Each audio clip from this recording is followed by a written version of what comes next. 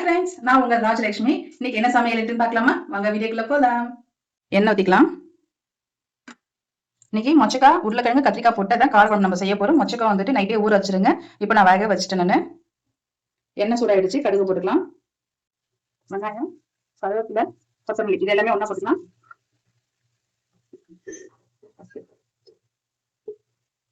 ஒரு 2 ஸ்பூன் அளவுக்கு இஞ்சி பூண்டு பேஸ்ட் போட்டுக்கலாம். மீடியம் சைஸ்க்கு 2 தக்காளி எடுத்துக்கலாம். குழம்புக்கு தேவையான அளவுக்கு உப்பு போட்டுக்கலாம். வெறும் மிளகாத்தூள் போட்டுக்கலாம் 1 ஸ்பூன் அளவுக்கு. வீட்டில் அரைச்ச குழம்பு மிளகாத்தூள் ஒரு 2 ஸ்பூன் அளவுக்கு போட்டுக்கலாம். உருளைக்கிழங்கு கத்திரிக்காய் கட் பண்ணி வச்சிருக்கேன், அதை போட்டுக்கலாம்.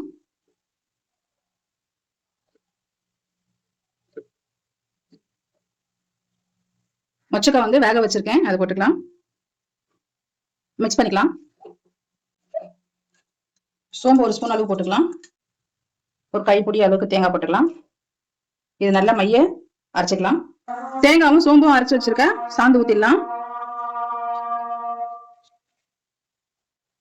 நல்லா கலரி விட்டுக்கலாம். குழம்புக்கு தேவையான அளவுக்கு தண்ணி ஊத்திக்கலாம்.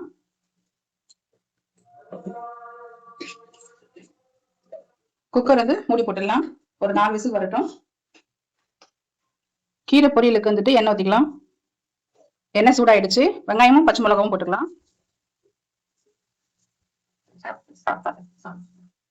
மணத்தக்காளி கீரை வந்துட்டு உடம்புக்கு ரொம்ப நல்லது. வயிற்று புண்ணுக்கு எல்லாமே ஆகும். குழந்தைங்களுக்கு பெரியவங்க வரைக்கும் வந்துட்டு தாராளமா வந்துட்டு இந்த கீரை வந்துட்டு சாப்பிடலாம். பெரியவங்க வந்துட்டு டேப்லெட் எடுத்து சுகர் டேப்லெட் அது மற்ற டேப்லெட் எல்லாம் எடுக்கும்போது வயிற்று புண்ணா இருக்கும். ஸோ அந்த டைம்ல வந்துட்டு இந்த கீரை வந்துட்டு சாப்பிடலாம். உடம்புக்கு அவ்வளவு நல்லது. மணத்தக்காளி கீரை தாராளமா வாரத்துல 2 நாள் எடுத்துக்கோங்க. இப்போ மணத்தக்காளி கீரை வந்துட்டு சேர்த்துக்கலாம். கீரை பொறுத்த வரைக்கும் சமைக்கும் போது வெங்காயம் வந்து ஒரு கண்ணாடி பதத்து வந்த உடனே கீரை போட்டுக்கோங்க. ஏன்னா அப்பதான் சாப்பிடறதுக்கு நல்லா இருக்கும்.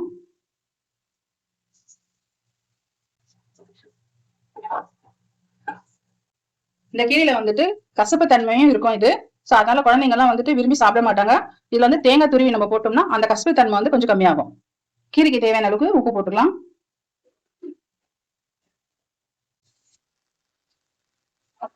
தேங்காயும் சீரகம் வந்துட்டு இந்த குழம்பு அரைச்சு போட்டுக்கோங்க. ஸோ 2 நிமிஷம் மட்டும் அப்படியே எண்ணெயிலே வதக்கிட்டோம்னா சுவையான மணத்தக்காளி கீரை பொரியல் ரெடி. ஸோ குழம்பு ரெடி ஆயிடுச்சு. விசிலும் போயிடுச்சு. இப்போ ஓப்பன் பண்ணிடலாம். பாருங்க, சூப்பரான மொச்சக்காய், உருளைக்கிழங்கு, கத்திரிக்காய் போட்ட கார குழம்பு ரெடி ஆயிடுச்சு. இந்த லஞ்ச் மெனு உங்களுக்கு பிடிச்சிருந்துச்சுன்னா மறக்காம கமெண்ட் பாக்ஸ்ல கமெண்ட் பண்ணுங்க, லைக் பண்ணுங்க, ஷேர் பண்ணுங்க. நெக்ஸ்ட் வீடியோல பார்க்கலாம். Bye, take care.